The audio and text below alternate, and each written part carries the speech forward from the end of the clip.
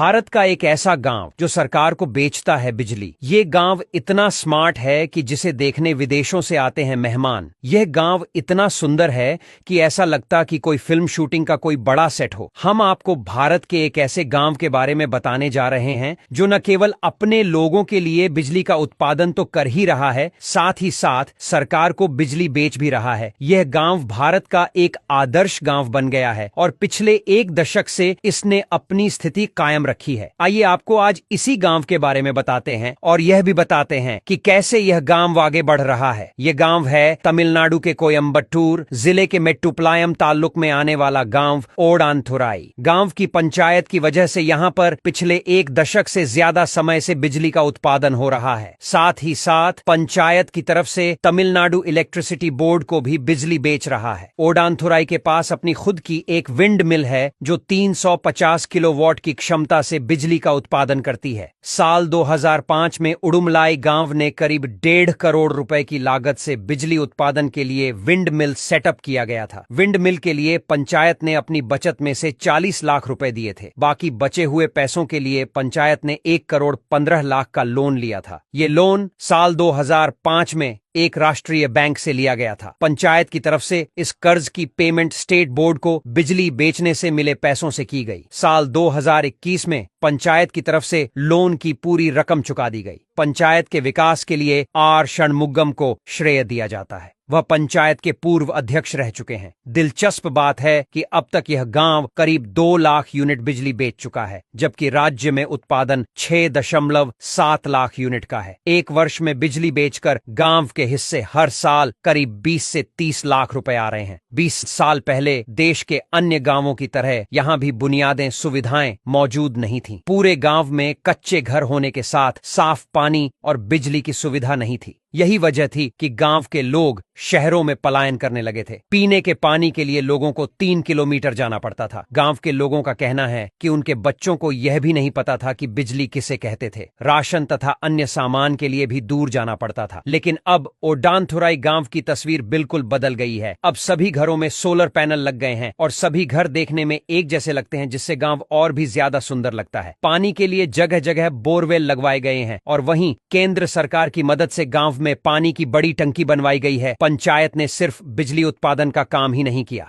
राज्य सरकार की ग्रीन हाउस स्कीम के तहत यहां पर अब तक 900 ज्यादा घरों का निर्माण भी कराया जा चुका है। ये घर उनके मालिकों को भी सौंपे जा चुके हैं। षणमुगम को 1996 से 2006 तक हर बार गांव की जनता ने उन्हें चुना था। वह सिर्फ 10वीं पास हैं और इससे लोगों को कोई फर्क नहीं पड़ा। तमिलनाडु का यह वो गांव है जिसे देखने विदेशों से लोग आते हैं। इसके अलावा कॉलेज के प्रोफेसर और कई IAF ऑफिसर्स भी गांव को देखने आते हैं। ऐसे और गांव का विकास करने के लिए क्या क्या उपाय किए जा सकते हैं और आप इस गांव से कितने प्रभावित हुए, कमेंट में हमें जरूर बताएं और हमारे पेज अनजान फैक्ट्स को फॉलो करें और इस वीडियो को लाइक और शेयर करके हमें भी सपोर्ट करें ताकि ऐसी ही वीडियोस हम आपके लिए लाते रहे। धन्यवाद।